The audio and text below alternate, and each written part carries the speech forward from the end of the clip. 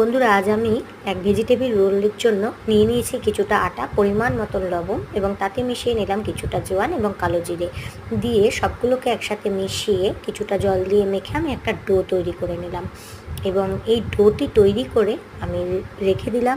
এরপর আমি একটা ছোটো বাটিতে কিছুটা আটা নিয়ে তাতে পরিমাণ মতন লবণ মিশিয়ে জল দিয়ে একটা ব্যাটার রেডি করে নিলাম।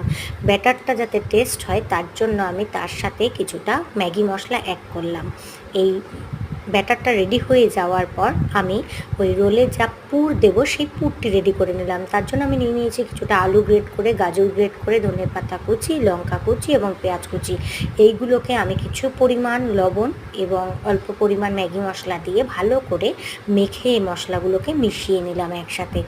তাতে পুরটা খেতে টেস্ট হবে এবং এই পুরটা রেডি হয়ে যাওয়ার পর আমি যে ডোটা তৈরি করে রেখেছিলাম আটার তৈরি, সেই ডোটা থেকে লেচি কেটে আটা রুটি করবার মতন আমি বেলে নিলাম।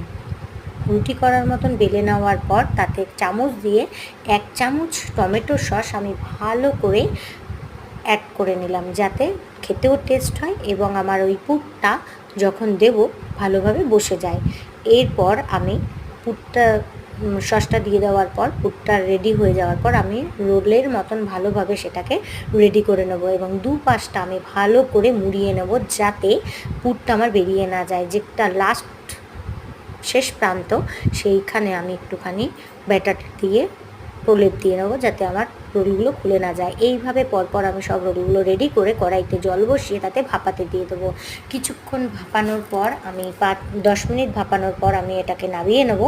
নাবিয়ে নিয়ে ঠান্ডা হয়ে যাওয়ার পর মাঝ বরাবর আমি এগুলোকে অর্ধেক করে নেব, তাতে আমার ব্যাটারে ডুবিয়ে ভাজতে সুবিধা হবে। আমি কড়াইতে তেল নিয়ে নিয়েছি, ডুবো তেলে ভাজবো বলে, এবং এইগুলোকে পরপর আমি এইভাবে ভেজে নেব। বন্ধুরা, খেতে ভীষণ টেস্টি, আপনারা প্রত্যেকে বাড়িতে এটাকে করে খান এবং আমার রেসিপিটি কেমন লাগলো সেটা অবশ্যই আমাকে কমেন্ট করে জানান। দয়া করে লাইক, কমেন্ট, শেয়ার করতে ভুলবেন না এবং পাশের বেল আইকনটি টিপে আমার চ্যানেলটি সাবস্ক্রাইব করে দিন।